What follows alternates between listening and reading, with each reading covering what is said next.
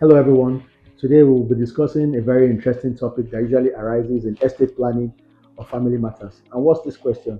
Should the property owner notify their beneficiaries after selling their property?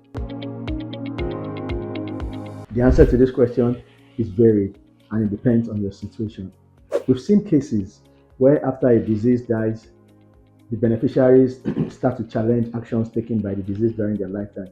In some cases, the deceased sold their property during their lifetime without notifying their beneficiaries, and you find these beneficiaries challenging the sale by suing the new third party who must have legitimately and lawfully purchased the property. And it's becoming a recurring issue.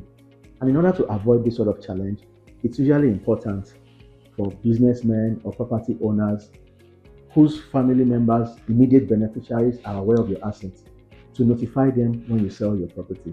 If you don't want to notify them, then aside from preparing your title documentation, transferring title to another party, ensure that there's proper documentation that will make it abundantly clear that you sold the property during your lifetime. However, the best situation is for you to notify your beneficiaries, because if anybody wants to challenge a sale of a property during your lifetime, it would most likely be your beneficiaries. But if you have a situation whereby during your lifetime you are the type who doesn't allow your beneficiaries to know about your private affairs, then you might not have any obligation, or there might be no need for you to disclose the sale of your property to your beneficiaries. But ensure that you keep proper documentation that will make it abundantly clear that you have sold this property. And how can you keep this sort of documentation? If you transfer your property to a new buyer during your lifetime, you can create a file for the property in your safe and put all the documents, evidence of transfer in the file. Also note it there, I sold this property to this person on so date, and the person paid to this particular account. Keep it there.